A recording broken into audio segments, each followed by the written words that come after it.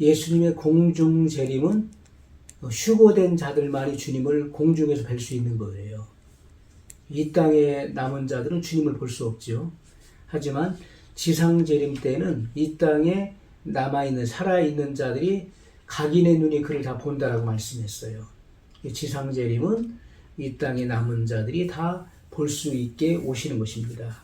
그래서 현현이다 이렇게 표현하는 것입니다.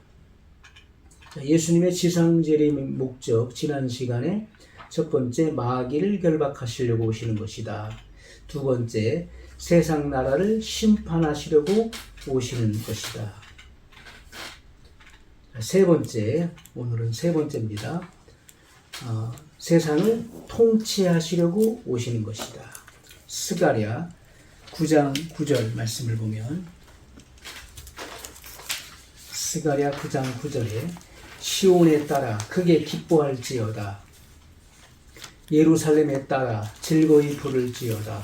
보라, 내 왕이 내게 임하나니 그는 공의로우며 구원을 베풀며 겸손하여서 나귀를 타나니 나귀의 작은 것 곧 나귀 새끼니라. 아멘.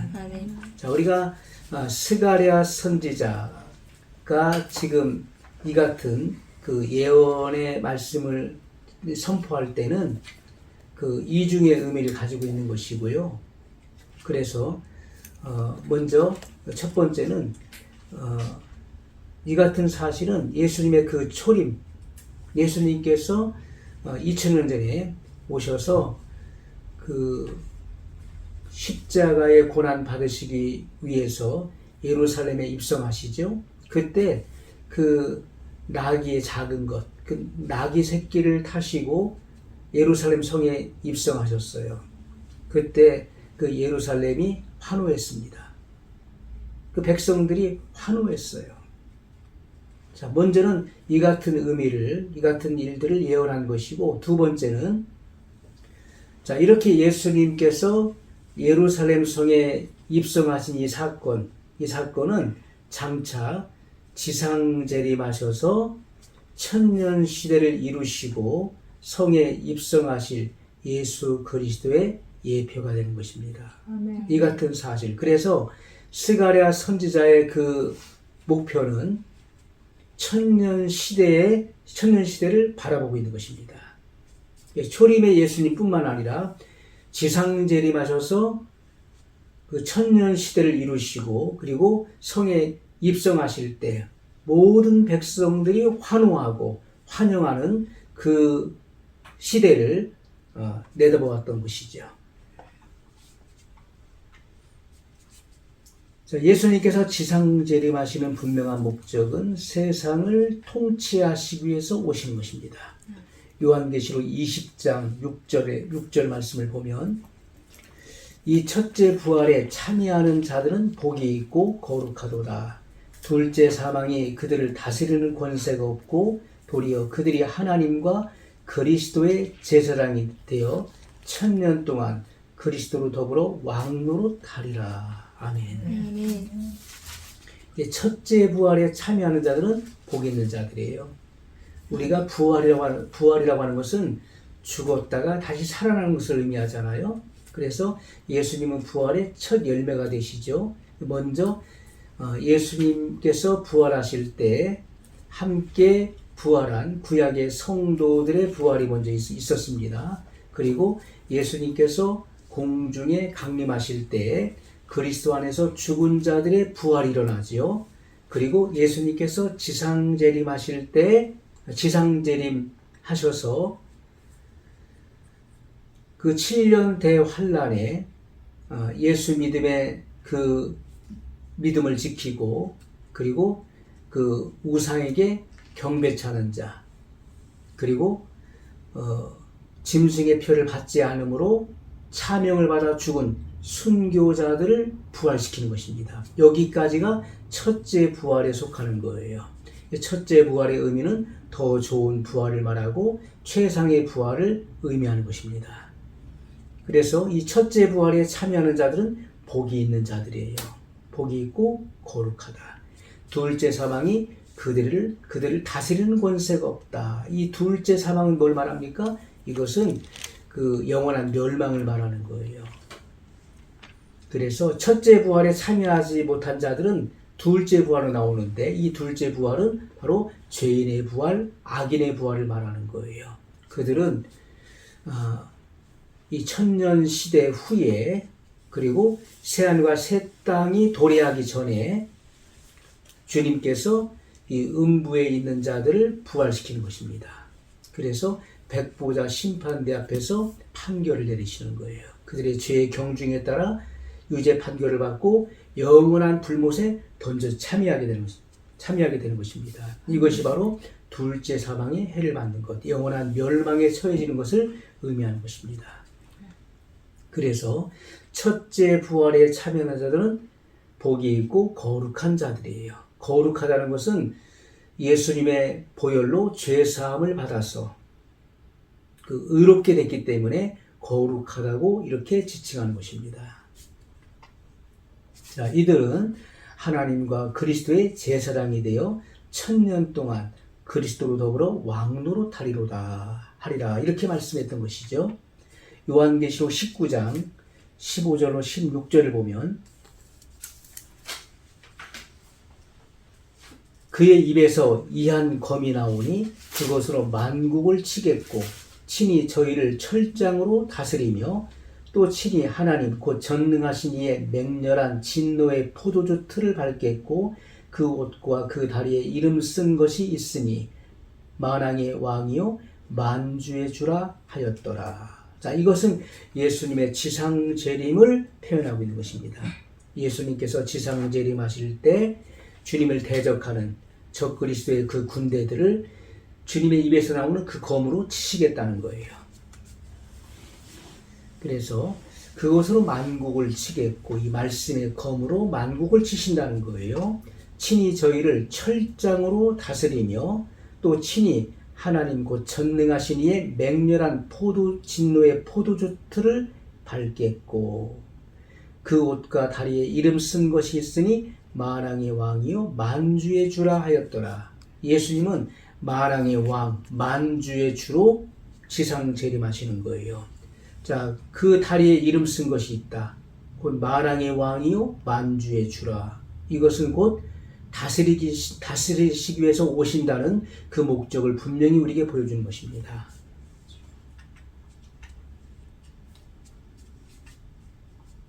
자, 그래서 우리가 그 여섯째 천사의 그 나팔에서 큰 전쟁이 일어나죠. 여섯째 천사의 나팔이 울려 퍼질 때는 곧 전 3년반의 그 마지막을 의미하는 것입니다. 전 3년반의 마지막, 둘째 화의 시기에 속하는 것이죠. 이때 큰 전쟁이 일어나서 사람 3분의 1이 죽임을 당하는 그런 일들이 벌어집니다. 그리고 여섯째 대접 심판 때, 여섯째 대접 재앙 때, 그때 아마겟돈 전쟁이 일어나는 거예요. 그래서 이때는 그 후 3년반에 거의 끝부분을 말하는 것입니다. 일곱째 대접 심판까지 있으니까 여섯째 대접 심판 때에 그때 그 아마겟돈 전쟁이 일어나는 것이고, 일곱째 대접 심판이 끝나면 7년 대환란이 맞춰지는 거예요. 대환란 후에 예수님께서 지상재림하시는 거예요. 공중으로부터 천군 천사와 함께, 그리고 그 부활하고 또 휴거된 성도들과 함께 이 지상으로 내려오시는 것입니다. 그때 적그리스도는 온 군대를 모으고 지상재림하시는 주님을 막기 위해서 전쟁을 벌이는 것이죠. 그래서 주님께서 그 입에서 나오는 그 검으로 만국을 치신다 이렇게 말씀하고 있는 거예요. 적그리스도와 거짓 선지자를 결박하여 산채로 유황불못에 던지고 주님을 대적하는 무리들을 주님의 입에서 나오는 검으로 죽이시고 새들의 밥으로 주신다는 것을 성경은 분명히 기록하고 있는 것입니다. 이사야 9장 7절 말씀을 보면 그 정사와 평강의 도함이 무궁하며 또 다윗의 위에 앉아서 그 나라를 굳게 세우고 자금 이후 영원토록 공평과 정의로 그것을 보존하실 것이라. 만군의 여호와의 열심히 이를 이루시리라. 자, 이사야 선지자는 예수님께서 오시기 7, 800년 전에 활동했었던 선지자였습니다. 자, 이사야 선지자의 이 예언의 목표는 천년시대에 있는 것입니다. 그 정사와 평강의 도함이 무궁하다는 거예요. 또 다윗의 위에 앉아서, 이 위라고 하는 것은 그 보호자를 말하는 것이죠. 자리, 그 보호자를 의미하는 것입니다. 그래서 그 다윗의 위라고 하는 것은 이 다윗의 보호자, 다윗으로 예표된 예수 그리스도를 말하는 거예요. 그래서 주님께서 지상 재림하셔서 그 나라를 굳게 세우실 것입니다. 영원히 멸망치 않을 나라를 세우시는 거예요. 자금 이후 영원토록 공평과 정의로 그것을 보존하실 것이라, 이렇게 말씀하고 있죠. 또 다니엘서 2장 44절을 보면 이 열왕의 때에 하늘의 하나님이 한 나라를 세우시리니, 그러니까 다니엘 선지자도 이렇게 천년 시대의 그 목표를 두고 있는 것입니다. 이 열왕의 때에 하늘의 하나님이 한 나라를 세우시리니 이것은 영원히 망하지도 아니할 것이요 그 국권이 백성에게로 돌아가지도 아니할 것이요 도리어 이 모든 나라를 쳐서 멸하고 영원히 설 것이라.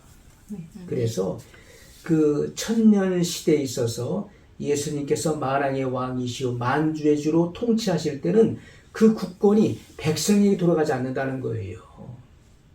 우리가 지금까지 이 땅에서 가장 잘 돼 있는 그 주의는 자유민주주의인 것입니다. 자유민주주의예요. 그래서 그 국권이 백성에게 있는 것입니다. 백성의 그 투표에 의해서 한 나라의 지도자가 선출되는 것이죠. 자, 그래서 백성들이 그 국권, 그 모든 그 권세를 그 지도자에게 주는 것입니다. 그래서 통치하게끔 하는 것이잖아요. 하지만 예수 그리스도의 나라는 그렇지가 않습니다. 그 국권이 백성에게 있는 것이 아니라 오직 주님께 있는 것입니다. 주님께서 사랑과 정의로서 나라를 통치하신 것입니다. 그래서 그 신정 통치가 이루어지는 것이죠. 다니엘서 4장 17절 말씀을 보면, 자, 다니엘서 4장 17절에는 주님이 오시는 그 목적을 분명히 하고 있어요. 이것은 그 세상을 통치하기 위하신, 통치하시는 것임을 분명히 말씀하고 있죠. 아멘. 자, 주님께서 지금도 하늘에서 이 세상 나라, 인간 나라를 다스리고 계시지만은 주님께서 지상 재림하셨을 때는 천년 시대를 이루시고 실제적으로 세상 나라를 정의롭게 통치하시는 것입니다. 다니엘 4장 17절에 이는 순찰자들의 명령대로요 거룩한 자들의 말대로니 곧 인생으로 지극히 높으신 자가 인간 나라를 다스리시며 자기의 뜻대로 그것을 누구에게든지 주시며 또 지극히 천한 자로 그 위에 세우시는 줄을 알게 하려 함이니라 하셨느니라. 자, 이것은요 장차 천년 그 시대에 있어서 주님께서 만왕의 왕으로 군림하실 것을 분명히 말씀하고 있는 것입니다. 이것은 구체적으로 주님께서 만왕의 왕 만주의 주로 오셔서 정의와 그 평화의 세상을 이루실 것을 분명히 말씀하고 있는 거예요. 자, 물론 하나님께서 지금도 하늘에서 이 세상 모든 나라들을 섭리하시고 다스리신 것입니다. 그래서 누구에게든지 주님께서 주고자 하시는 자에게 그 통치권을 주시는 거예요. 이 천한 자로 그 위에 세우신다. 이렇게 말씀하고 있는 것이죠. 그래서 이 모든 세상의 역사는 다 하나님의 주권위에서 결국 움직여진다. 하나님의 주권위에서 이 세상 나라들이 움직여진다. 아멘. 네 번째, 주님께서 지상 재림하시는 목적. 네 번째는 성도들에게 상 주시러 오신다. 상 주신다는 것은 시상한다는 시상. 상을 베푼다. 우리가 시상식이 있죠. 우리가 어떤 그 경주에서도 경기를 한다. 경기가 끝나면 어떻습니까? 반드시 시상식이 벌어지는 거예요. 시상식이 있다. 다니엘서 7장 22절에 보면 옛적부터 항상 계신 자가 와서 지극히 높으신 자의 성도를 위하여 신원하셨고 때가 이르매 성도가 나라를 얻었더라. 아멘. 자, 옛적부터 항상 계신 자가 누구죠? 예수 그리스도를 말씀하고 있는 거예요. 옛적부터 항상 계신 자가 와서 오신다, 재림하신다는 거예요. 지극히 높으신 자의 성도를 위하여. 지극히 높으신 자가 누굽니까? 하나님 아버지를 말씀하고 있는 거예요. 그래서 지극히 높으신 자의 성도를 위하여 신원하셨고 원수를 갚으시는, 그래서 최후의 심판을 통해서 원수를 갚으시고 때가 이름에 성도가 나라를 얻었도다. 그래서 주와 더불어 통치하는 그 새 시대를 여는 것을 말씀하고 있는 것입니다. 디모데후서 2장 12절 말씀을 보면 참으면 또한 함께 왕노릇할 것이요 우리가 주를 부인하면 주도 우리를 부인하실 것이라. 자, 참으면, 주님과 더불어 참으면 함께 왕노릇할 것이요. 자, 이것은 먼저는 천년 시대에 있어서 주님께서 천년 왕국을 세우실 때 주님과 더불어 천년 동안 왕노릇할 뿐만 아니라 새하늘과 새 땅이 도래했을 때 거기서도 영원히 주와 더불어 통치할 것을 말씀하고 있는 것입니다. 자, 누가복음 19장 17절에도 분명히 기록하고 있어요.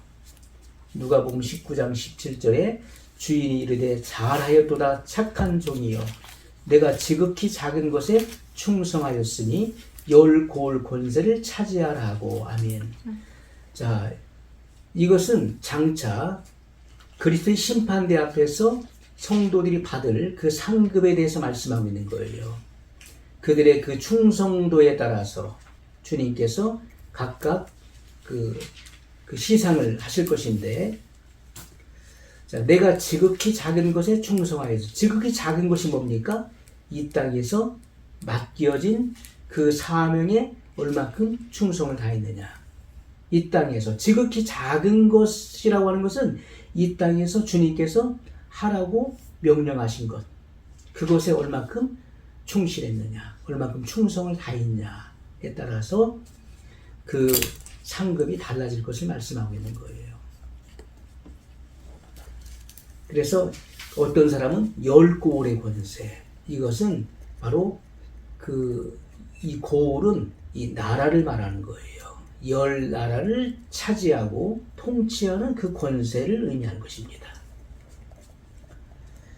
요한계시록 20장 6절에 보면 이 첫째 부활에 참여하는 자들은 복이 있고 거룩하도다. 거룩하다. 죄 사함을 받았기 때문에, 주님의 보혈로 씻겨졌기 때문에 거룩한 거예요. 둘째 사망이 그들을 다스리는 권세가 없고 도리어 그들이 하나님과 그리스도의 제사장이 되어 천년 동안 그리스도로 더불어 왕노릇하리라. 천년 시대에 주와 더불어 왕노릇할 것을 약속하고 있는 말씀인 것이죠. 자, 주님께서 성도들에게 하신 약속은 천년 시대에 반드시 실현되는 것입니다.